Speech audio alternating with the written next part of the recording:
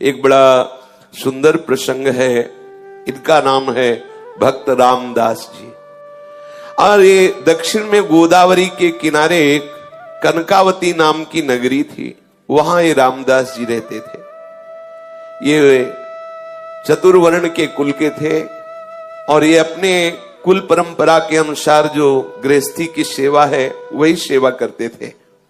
अत्यंत दैन्य और अत्यंत गरीब, सीधे पूरे शरीर में ठीक से पहनने के लिए वस्त्र भी नहीं थे, खाने के लिए कोई ऐसी व्यवस्था नहीं थी। अगर आज वो सेवा न करें जो उनके कुल की है तो दूसरे दिन उनके यहाँ रसोई नहीं जलेगी, ऐसी कोई अन्न की भी व्यवस्था नहीं थी। रोज का रोज कमाना और अपने परिवार का भरण पोषण करना, आए हुए अतिथि की सेवा करना, और सत्संग से बड़ा प्यार था उनको। ये दंपति एकमात्र केवल भगवद आश्रित, कोई संपत्ति नहीं, किसी भी तरह का किसी से कोई व्यवहार नहीं, क्योंकि व्यवहार लोग धनी मानी से करते हैं, गरीब अकिंचन से नहीं करते हैं। इनके एक लड़का था और ये सदैव अपने कुल की जो सेवा है वो जूता गांठने की, वो बीच बाजार में जाके बैठते, किसी के फटे पुराने जो पादुका है उसको सिलते, या कहीं ऐसा संयोग बन जाता तो नई पादुका बना के बेचते, जो उससे मिलता उससे अपने परिवार का पोषण करते और सत्संग जाते। ये बड़े महिमा की बात है। जब कहीं सत्संग में रुचि होने लगे तो समझ लेना कि अब प्रभु आपके ऊपर बरस पड़े हैं। सत्संग में रुचि होना अर्थात भगवत प्राप्ति का मार्ग खुल गया है, क्योंकि सत्संग सुनने वाले को निश्चित निश्चित अविद्या का नाश करके भगवत अनुराग की प्राप्ति होती ही होती है। सत्संग से विवेक प्रकट होता है, विवेक जो है मोह का नाश कर देता है। सत्संग में सबसे पीछे जाके बैठते और जो वैष्णव भगवत चर्चा करते, ये उनके मुख की तरफ ताकते रहते। कोई पढ़े लिखे तो थे नहीं, तो जो बात समझ में आती नहीं तो बस सुनते, और जब भगवान नाम कीर्तन होता तो नाचने लगते। उनका साहस भी नहीं हुआ कि उन वैष्णव से कह सके कि आप हमें दीक्षा दीजिए। बस सत्संग में जो नाम कीर्तन होता उसी नाम को उन्हें पकड़ लिया। बस मन में बार बार कृष्ण गोविंद ऐसा बोलते, और एकांत में वो कभी कभी पुकार उठते हृदय से, हे हरि मैं जैसो तैसो तेरो, हे हरि मैं जैसो तैसो तेरो। इतना ही याद हुआ, बस इतना ही।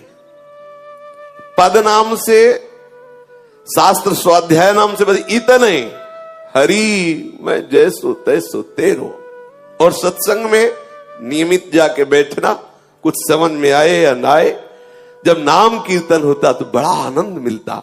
और वही कृष्ण कृष्ण गोविंद गोविंद हरि हरि, और बीच बीच में आ भर के हरि मैं जैसो तैसो तेरो, मैं जैसा हूं वैसा आपका हूं, मैं जैसा हूं हे हरि आपका हूं।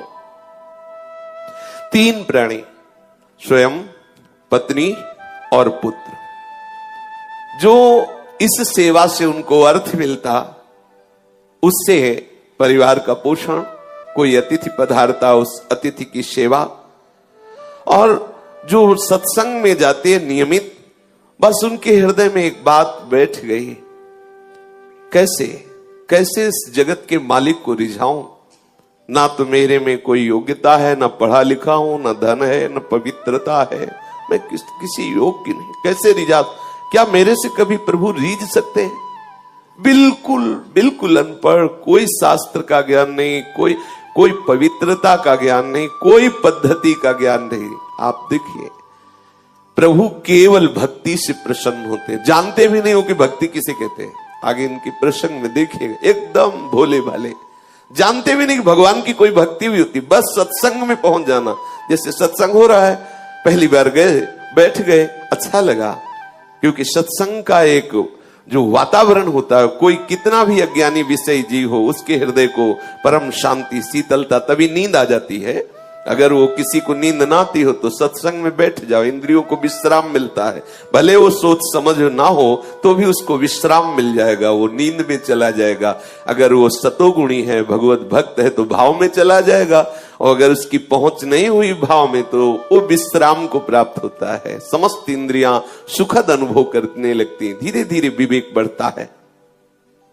अब वो बीच बीच में जैसे जूता गांठ रहे तो बीच बीच में एकदम रुक जाते और पुकार उठते, हरि मैं जैसो तैसो तेरो, हरि मैं जैसो तैसो तेरो। कैसी बढ़िया बात, इससे बढ़कर कोई बात ही नहीं, कोई बात ही नहीं।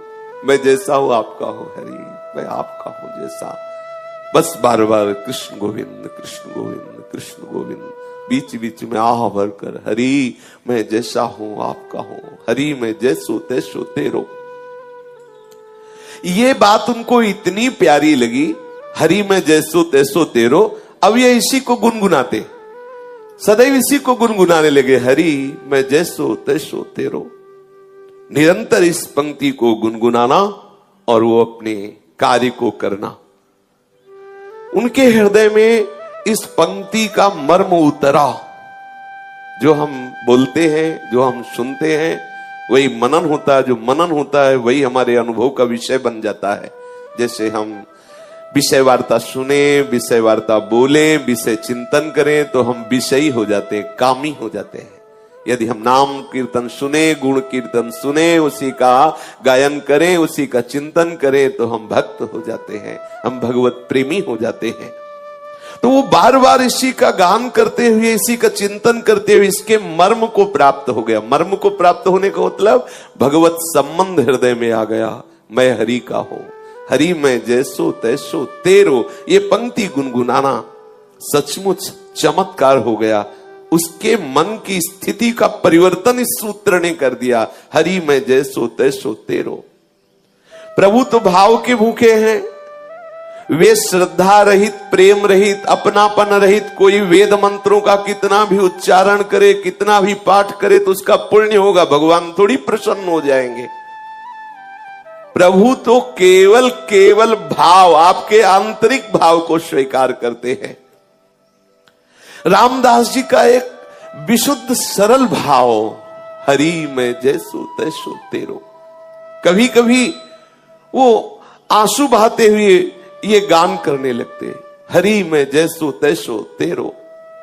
अब एक दिन की बात कि एक चोर मंडली किसी धनी मानी भक्त के घर में गए, जो गृहस्थ भक्त होते हैं, खूब धन संपदा थी। तो उनके यहां शालीग्राम भगवान सिंहासन में थे, और सिंहासन स्वर्ण का था, छत्र भी स्वर्ण का। तो चोरों ने सब कुछ चुराया, सिंहासन छत्र सहित शालीग्राम भी चुरा लिए।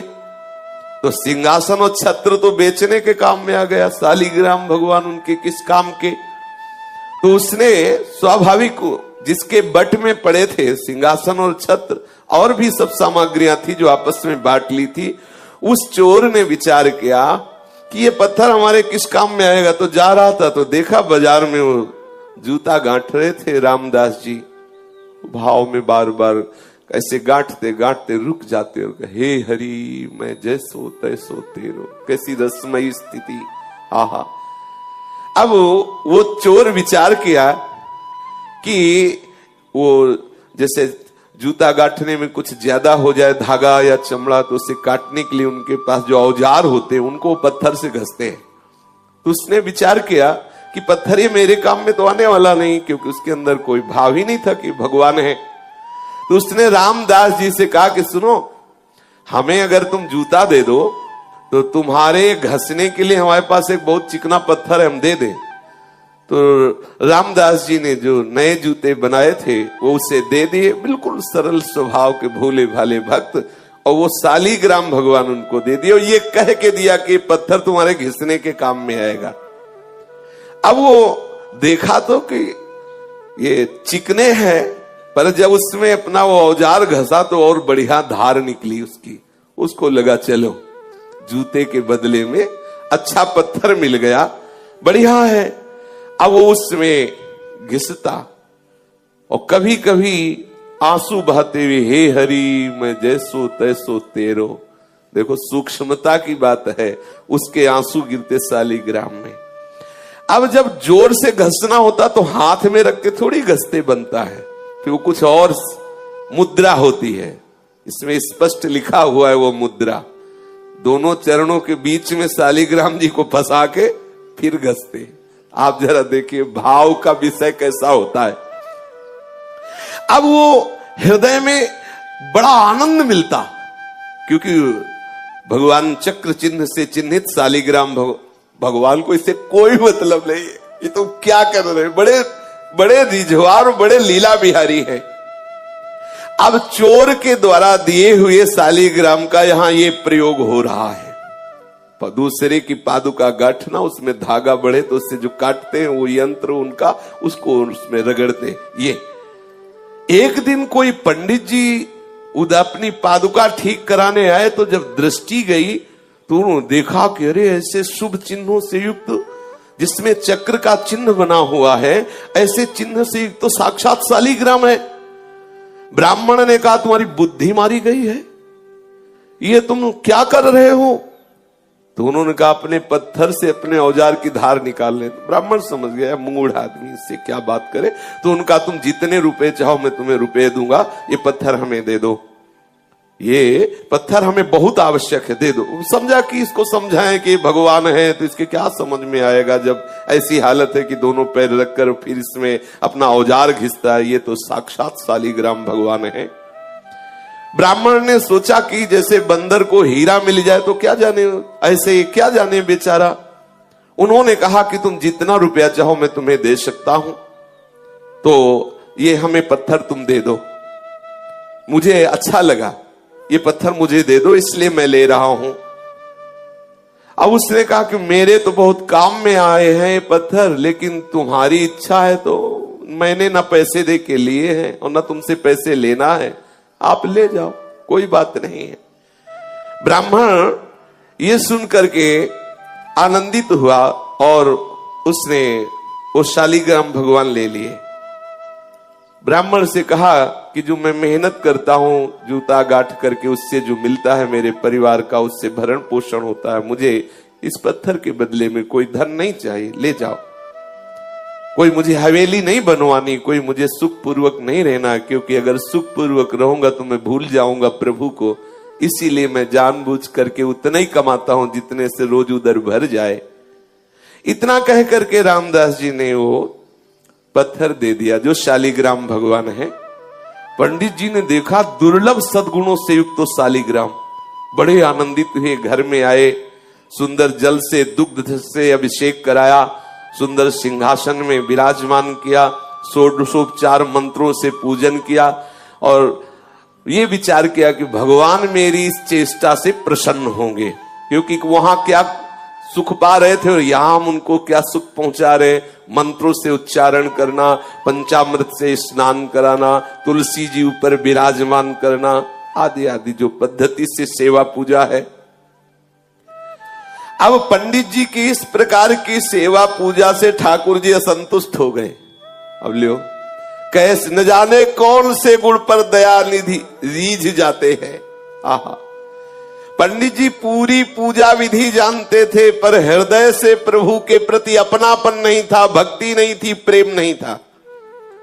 और ये अब आप समझ लो किस कोटि के भक्त है, कुछ ज्ञान ही नहीं है, परंतु इनके हृदय में है कि मैं प्रभु का हूं, प्रभु मेरे हैं। कभी कभी आंसू बहाते तो वो आंसू जो शालिग्राम भगवान के ऊपर गिरते, उससे बड़ा पंडित जी का पंचामृत नहीं। और जो आह भर के पुकारते कृष्ण कृष्ण गोविंद गोविंद हे हरि मैं तेरा, इससे बढ़कर वेद मंत्र अच्छे नहीं लगे ठाकुर जी को।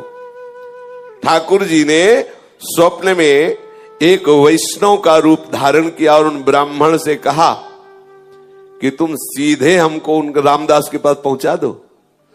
हाँ, कहा कि ये तुम्हारा षोडशोपचार पूजन, ये पंचामृत अभिषेक और ये तुम्हारा सिंहासन में विराजमान करना मुझे बिल्कुल अच्छा नहीं। मुझे उसकी सूखी रोटी और आह भरी पुकार ने खरीद लिया है। मुझे वहीं पहुंचाओ। अब जब स्वयं स्वप्न में भगवान ऐसा आदेश कर रहे हैं तो उसके तो होश उड़ गए ब्राह्मण के, कि हम तो जिसे समझते थे कि वो तो अनपढ़ है, गंवार है, प्रभु इतना उसे प्यार करते हैं। अब हाथ में सुंदर वस्त्र पर शालिग्राम भगवान को लिया और भगवान से कहा कि आपको पता है कि आपके ऊपर वो औजार घिसता है, चंदन तिलक लगाने की बात जाने दो, सिंहासन में विराज वाले पैर रख के आप पे औजार घिसता, तुमको वो पसंद है। और षोडशोपचार पूजन, पंचामृत से स्नान, ये सब। प्रभु ने कहा जब वो आंसू बहाते हुए नाम बोलता है ना, कृष्ण गोविंद हे हरि मैं तेरा, मुझे इतना सुख मिलता है कि वेद मंत्रों से मुझे सुख नहीं मिलता। और जब वो मेरे ऊपर पैर रखता है तो मुझे ऐसा लगता है वो आत्मसमर्पण कर रहा है पूरा। यही है, इनसे कौन पार पावे? सर्वलोक महेश्वर, जितने भी ज्ञान के सूत्र हैं सब इन्हीं से प्रकट हुए, इनसे कोई पंडित क्या पार पा सकता है? बोले जब वो चरण रखता है, दबाता है चरण से ऐसे, तो मुझे लगता है कि पूरा अपने आप को समर्पित कर रहा है, आत्मसमर्पण कर रहा है। मुझे बहुत सुख मिलता है, तुम्हारे चंदन और कस्तूरी के लेप और इत्र से मुझे जो सुख नहीं मिलता उसके घसने से सुख मिलता है। अब राजी, आप राजी तो फिर किसकी क्या बस चले? ठाकुर जी राजी।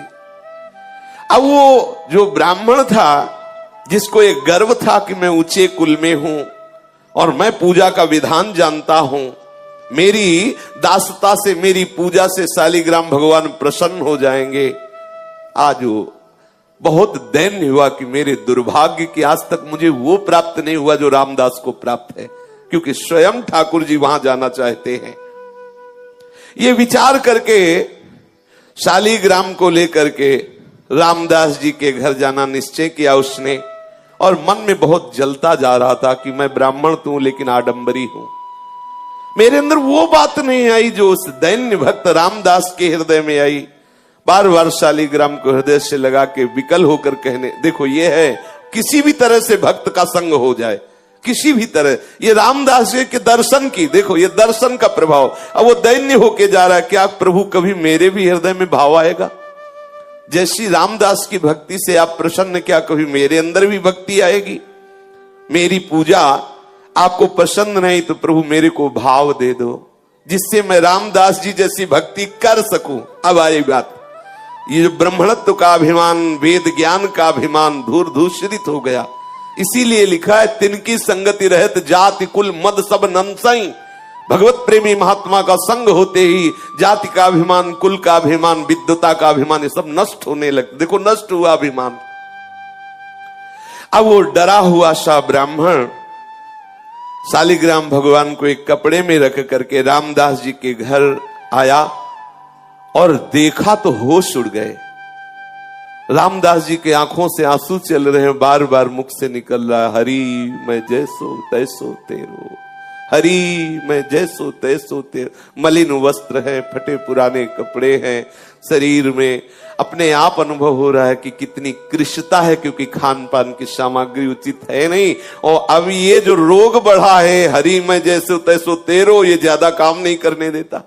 क्योंकि मन में जब आनंद की उन्मत्तता होती है तो कौन बाहरी लोगों से बात करे, कौन बाहर जाकर के बैठे जिससे चार लोग आके खड़े हो। वो एकांत घर में बैठे बस बार बार पुकारना अच्छा लगता। उसको ये भी पता नहीं कि भक्ति है, ये भी पता नहीं, बस बार बार हृदय में यही अच्छा लगता, कृष्ण कृष्ण गोविंद गोविंद हे हरि मैं जैसो तैसो तेरो। आंसू की धार बह रही है, धीरे धीरे वही गीत गा रहा है, हे हरि मैं जैसो तैसो तेरो। ये ब्राह्मण गए, जब देखा तो ओहो धन्य है, धन्य है, तुम्हारे माता पिता को धन्य है रामदास, तुम तो बड़े महात्मा निकले। हम तो समझ ही नहीं पाए कि तुम्हारी ऐसी ऊंची स्थिति है, तुम्हारे अधीन भगवान है। अब वो धीरे धीरे उसके नेत्र खुले, अब अपने भाव से बाहर आया। तब उन्होंने कहा कि ये जिन पर तुम पत्थर समझ करके अपना औजार घिसते थे, औजार नहीं, मैं उस समय बताया नहीं, ये साक्षात शालिग्राम भगवान है, त्रिभुवनपति स्वरूप में विराजमान है, सारे विश्व के स्वामी हैं, घट घट में विराजमान है, सबकी गति है, सबके आश्रय है। इनके शरणागति होने से जीव बंधन मुक्त हो जाता है। तुम्हारी सरलता, तुम्हारे प्रेम से ये रीझ गए हैं। जब मैं इनको ले गया, इनको पंचामृत से अभिषेक किया, वैदिक स्तोत्रों द्वारा इनकी स्तुति की, इनकी सेवा की, इनको भोग लगाया सब, लेकिन इनको पसंद नहीं आया। इनको तुम पसंद आए। मेरे स्वप्न में एक वैष्णव रूप धारण करके आए और मुझे ऐसा आदेश किया कि मुझे रामदास जी के पास भेज दो। वो रो पड़ा कि मैं तो महान पापी हूं। रामदास रो पड़े, अरे मैं महान पापी हूं, मैं तो समझ नहीं पाया कि भगवान है और मैं इनके ऊपर ऐसा कृत्य करता रहा है, मैं तो बहुत अपराधी हूं। चीख चीख के रोने लगा, मैं कितना निर्दयी, कितना नीच हूं, देखो मैंने क्या किया। बस ब्राह्मण तो खड़ा का खड़ा रह गया, वो भाव में डूब गए और हे करुणा समुद्र प्रभु, मैं कैसे आपको रिझा पाऊं, तुम मुझे कितना प्यार करते हो और मैं कितना नीच हूं। ऐसे बस पुकारने लगा, रोने लगा। अनन्य भक्ति से भगवान रीझ जाते हैं। बार बार ब्राह्मण उनको धन्यवाद करता कि तुम्हारे अंदर जो भाव आया है ना, ये बहुत कृपा से आया है। ब्राह्मण के वचन सुनकर के रामदास के हृदय में थोड़ी शीतलता आई। ब्राह्मण के चरणों में नमन किया। जो ही ब्राह्मण गया तो शालिग्राम की वो मूर्ति लेकर हृदय से लगाया और खूब रोने लगे। प्रभु मैं जान नहीं पाया कि आप भगवान हो, आप शालिग्राम भगवान हो। घर में ले गया, फटा पुराना जो भी कपड़ा हो ऐसे बिछाया, आसन पर शालिग्राम रखे और जो रूखा सूखा उसके घर में होता ठाकुर जी को भोग लगाता और गदगद कंठ से प्रभु को पुकारता। कई दिन ऐसे सेवा के बाद उसके हृदय में बात आई कि यदि तुम भगवान हो, मैं तो जानता नहीं, पंडित जी कह गए, मैं तो नहीं जानता कि तुम शालिग्राम भगवान हो, यदि तुम भगवान हो तो मुझे दर्शन दो।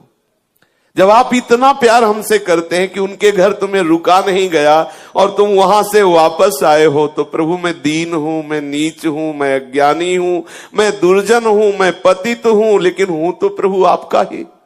प्रभु आप जानते हैं कि रात दिन मैं चमड़े का कार्य करता हूं, मुझ में कोई पवित्रता नहीं, कोई सदाचार नहीं, और ऐसे पवित्र ब्राह्मण के यहां से आप आए तो मुझे लगा कि आप मुझसे प्यार करते हैं। आप जब मुझसे प्यार करते हैं तो अब छुपा छुपी का खेल बंद करो, दिखाओ कैसे होते हैं भगवान, कैसे हो तुम, मुझे तो पता नहीं, लेकिन आप अब मेरे हृदय में बेचैनी हो रही कि आपका स्वरूप क्या है। प्रभु आप कृपा करो, मैं तुम्हें प्रत्यक्ष देखना चाहता हूं। हे करुणा सिंधु, हे दीन बंधु, हे पतित पावन, ऐसी पुकार करने लगा। कृष्ण चंद गोपाल आजू तो तेरे हाथ बिकाई।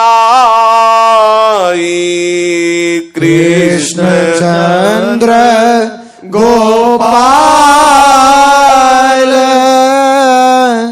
आज तो तेरे हाथ बिकाई। हे कृपा सिंधु कृष्ण, हे करुणामय भगवंत, मैं तो तेरे हाथ बिक गया। हे प्रभु, हे मोर मुकुट धारण करने वाले, हे वैजंती माला धारण करने वाले, हे कृपा सिंधु पीतांबरधारी, आप मुझे दर्शन दीजिए, अपनी कृपा से आप दर्शन दीजिए। मैं तो पतित हूं, नीच हूं, पर शरणागत हूं, शरण गए की लाज रखिए प्रभु। अब मेरे हृदय में बड़ी विकलता हो रही, मैं आपका दर्शन चाहता हूं। रामदास रो रो करके प्रभु से प्रार्थना करने लगा। ऐसा प्रेम समुद्र उमड़ा कि सब कुछ भूल गया, विह्वल विकल होकर के। ये विकलता प्रभु को खींचती है, उस अव्यक्त सत्ता को व्यक्त करती है। ये विकलता है, यही है, पर माया का पर्दा उड़े हुए है। जब हम ऐसे विकल हो जाए, जैसे मछली जल के बिना तड़पती है, ऐसे हमारे अंदर विकलता हो और रहा नहीं जा रहा। देखो कैसी स्थिति आ गई, अब जिया नहीं जा रहा, विकलता हो गई। चीख चीख करके अपने घर में रो रहा है। शालिग्राम ठाकुर जी सामने हैं, रो के कह रहा मुझे दर्शन चाहिए। सब भूल गया। कभी कभी तो ऐसा भाव आ जाता कि नाच नाच के रिझाता कि मेरे नृत्य से रीझ जाओ। कैसी शोभा, फटे पुराने कपड़े हैं, कृष्ण शरीर है, और भाव में भीना हुआ सामने कपड़े में विराजमान शालिग्राम, नाच नाच के ये भाव की इसी नृत्य से रीझ जाओ प्रभु। मुझ गरीब के पास तो कुछ रिझाने के लिए नहीं है, कभी रो रो के प्रभु मेरे रोने से रीझ जाओ। ऐसी भावना से वो विकल होकर प्रभु से पुकारने लगा। अब तो प्रेम के जो अष्ट सात्विक भाव हैं उसके हृदय में उदय होने लगे। कभी हंसता, कभी रोता, कभी चुप शांत बैठ जाता, कभी गान करता, कभी हे हरि मैं जैसो तैसो तेरो, ऐसा पुकार उठता। उसके हृदय में इतनी जोर से लालसा जागी कि प्रभु का वियोग इससे असह्य हुआ और प्रभु को असह्य हो गया अब रुकना। ये है भक्त की सामर्थ। असह्य हो गया प्रभु को भी रुकना। आप प्रभु नहीं रुक सकते, विकलता हो गई। आहा, प्रभु विकल हो गए। अब वो गदगद कंठ से हे वंशीधर, हे मदन मोहन जोर जोर से पुकारने लगा।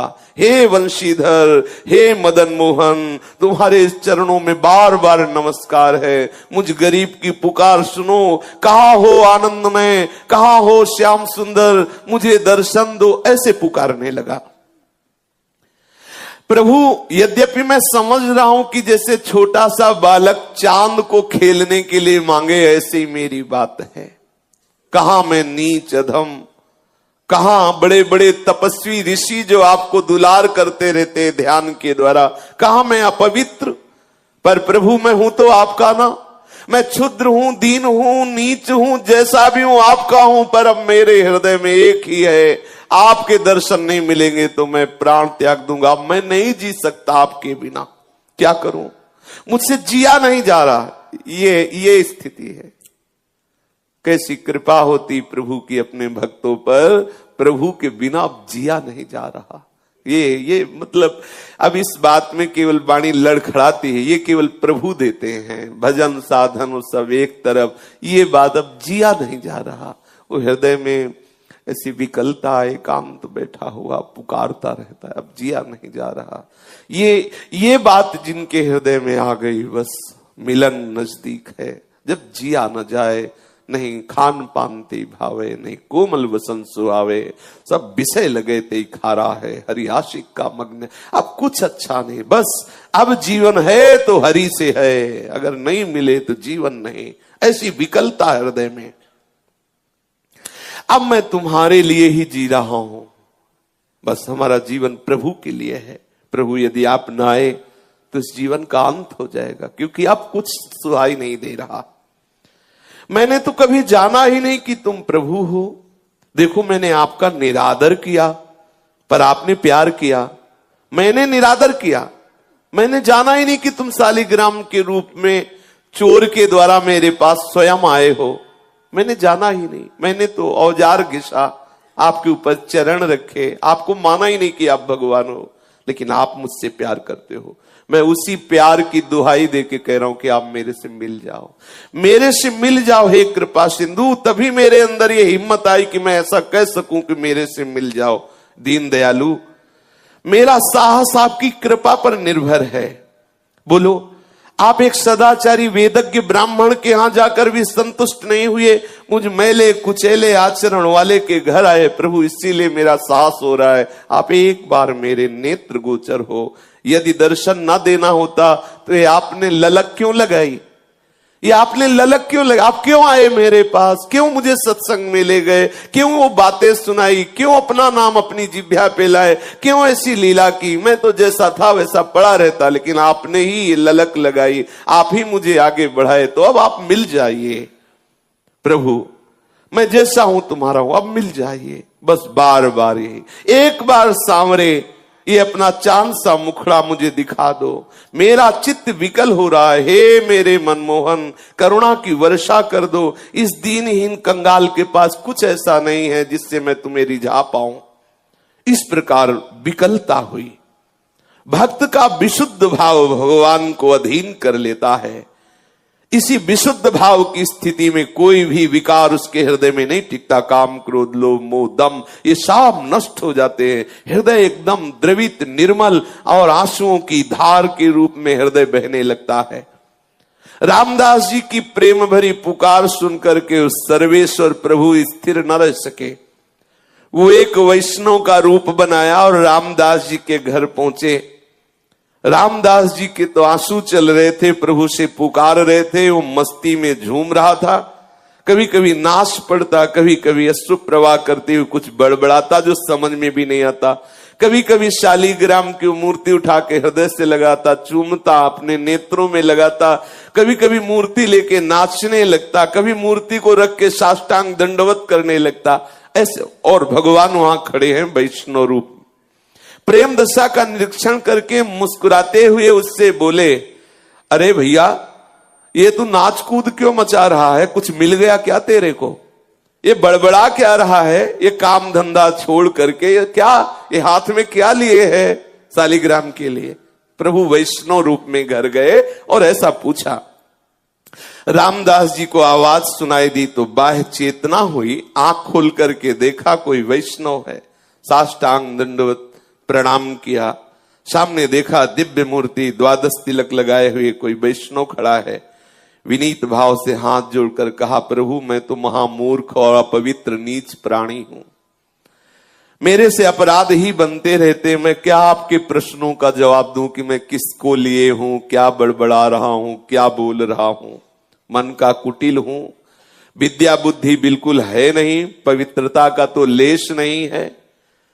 पर ये जब से मिले, शालीग्राम दिखाया और कहा, ये जब से मिले तब से मेरे हृदय में कुछ हो रहा है, बेचैनी हो रही, मुझसे अब जिया नहीं जा रहा। वैष्णव ने कहा कि तुम इन्हें भगवान समझकर पूजते हो? हाँ हाँ भगवान है, ऐसा ब्राह्मण ने बताया है। इसीलिए मेरे अंदर एक आकांक्षा हो गई कि मैं भगवान को साक्षात देखना चाहता हूं। मुझे दर्शन नहीं हुए। मुझे लगता है कि मुझे पूजा विधि नहीं आती है, कोई मंत्र आदि नहीं आता। जैसा मन में आता वैसे सेवा करता हूं, जो मन में आता वैसा बोलता हूं। क्या दीन दयालु प्रभु मेरे पे रीझ जाएंगे? ओ वैष्णव से ऐसा रामदास जी पूछते हैं।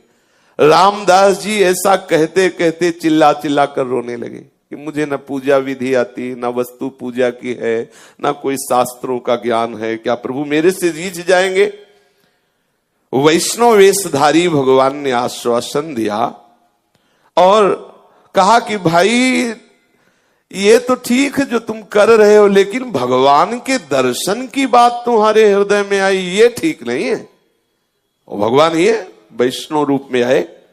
अरे बड़े बड़े देवता, योगी, मुनिजन कितने काल तक तपस्या करते हैं, ध्यान धरते हैं, समाधि में रहते हैं, वो दर्शन नहीं पाते तो तुम जैसे मनुष्य को कैसे भगवान दर्शन देंगे? मेरी बात मानो, ये दर्शन की बात तो छोड़ो और अपना काम धंधा करो। थोड़ी देर भजन साधन कर लिया करो जैसे कर रहे हो। वैष्णव की इन बात को सुन करके मानो रामदास का हृदय फट गया हो। उनकी आंखें खुली की खुली रह गई। आह भरकर तो क्या मुझे भगवान नहीं मिलेंगे? आह, ये प्रीति है। यही भगवान देखना चाहते कि कैसा मेरे भक्त में मेरे मिलन की व्याकुलता होती है। आंखें खुली की खुली रह गई। वैष्णव कह रहे हैं भगवान का दर्शन बड़ा दुर्लभ है। योगी मुनियों के समाधि भाव को प्राप्त महात्माओं के ध्यान में भी जो नहीं आते, वो मुझ जैसे नीच को कैसे दर्शन देंगे? बात ठीक कह रहे ब्राह्मण देवता, वैष्णव देवता। वो विकल हो गए, आंसू गिराने लगे और कहने लगे, देव आपका कहना सत्य है, मैं बिल्कुल अधिकारी नहीं हूं कि मुझे भगवत साक्षात्कार पर क्या करूं? अब मुझसे जिया नहीं जाता। ये खास बात है, जिया ना जाए, प्रभु के बिना रहा ना जाए। मैं नीच हूं, पापी हूं। मेरे पाप और नीचता को देखने पर लगता है कि कभी भगवान मुझे नहीं मिलेंगे। पर प्रभु पता नहीं, मेरे हृदय में एक आनंद की लहर उठती है। ऐसा लगता है प्रभु मिलेंगे, ऐसा लगता है प्रभु मिलेंगे, क्योंकि मेरे हृदय में ऐसा आता है प्रभु मुझे प्यार करते हैं। ऐसा लगता है मेरे को, यद्यपि मैं किसी योग्य नहीं हूं, पर हृदय में ऐसा लगता है प्रभु मिलेंगे। ऐसा लगता है ये दया के समुद्र प्रभु मुझे जरूर दर्शन देंगे। मुझे ऐसा लगता है। जैसा रूप रंग उनका हो, जैसा उनका शास्त्रों में वर्णन किया गया हो, जैसे सुहागिनी स्त्री केवल अपने पति को ही देखती है, ऐसे ही हे वैष्णव देवता, मेरा हृदय केवल केवल प्रभु के लिए है। आप बिना दर्शन किए मुझे चैन नहीं, मेरे हृदय में लगता है कि वो मुझे मिलेंगे। मेरे स्वामी बड़े करुणा सिंधु, तुम भले ऐसा कह रहे हो, चाहे जो कुछ हो मुझे दर्शन मिलेंगे, और ऐसा कह के नाचने लगा, मुझे मिलेंगे, अवश्य मिलेंगे। यही बार बार सत्संग में जैसे कहते, निश्चय करो इसी जन्म में भगवत प्राप्ति होगी। कोई आके कहे तो इस बात से मत टलना, मुझे इसी जन्म में प्रभु मिलेंगे। आपका ये बार बार चिंतन निश्चय प्रभु को विवश कर देगा, और वो आपसे प्रभु का मिलन हो ही जाएगा। रामदास जी नाचने लगे, फिर विकल होकर के पुकारने लगे, और प्रभु खड़े हुए देख रहे हैं उसकी भावदशा को, जैसे सुतीक्ष्ण जी की भावदशा को भगवान श्री राम छुप करके देख रहे हैं। मीठे स्वर में फिर बोले, वैष्णव स्वरूप भगवान, बेटा रामदास, तेरा जीवन धन्य है। देख, मैं वैष्णव भेष में तेरे को देखना चाहता था कि तू मेरे प्यार में कितना विकल है। देख, मेरे को देख। जब ऐसा कहा तो आंख खोल के देखा तो वैष्णव नहीं थे, वो वैष्णवों के आराध्य देव थे भगवान श्याम सुंदर। अनंत अनंत कोटि सूर्यों जैसा प्रकाश जिनकी श्री चरण नख से प्रकाशित हो रहा था, अचानक आंख खुलते ही आंख मुंद गई, इतना तेज। उसने देखा कि मदन मोहन त्रिभंगी लाल बंशी अधरों पर धारण किए हुए ललित त्रिभंगी स्वरूप से बड़े आनंद मुद्रा में विराजमान है, और रामदास जी की ऐसा सुंदर रूप, वो तो आनंद समुद्र में डूब गया कि अभी तक मेरे से भगवान ही बात कर रहे थे। रोज मिलते रोज वैष्णव जनों को, आप भी पहचानना, किसी न किसी रूप में आके वो ठिठोलिया करता है, किसी न किसी रूप में आके वो रोज मिलता है। पकड़ना, रोज परीक्षा करो, कहीं इस रूप में मेरे प्रभु तो नहीं आ गए, कहीं इस रूप में मैं चूक न जाऊं, मेरा प्रीतम किसी, यही तो वैष्णवता है, सब रूपों में झांकना, मेरा प्रीतम आया है इस रूप में। आप निश्चित देखना, एक दिन वो पकड़ जाएगा। और वो जैसे रामदास जी के सामने अपनी उस छद्म भेष को हटा दिया, ऐसे ही हटा देगा। वो किसी रूप में रोज आता है, वो ऐसा नहीं है, करुणा का समुद्र है, वो रुक नहीं सकता, नहीं रुक सकता, वो तुम्हारे पास ही है, रोज तुम्हें दुलार करता है। सच्ची मानिए, जिस दिन ऐसी विकलता हो जाएगी उस दिन वो पर्दा हटा देगा, और ऐसा ही सुख मिलेगा जैसा रामदास जी को मिला।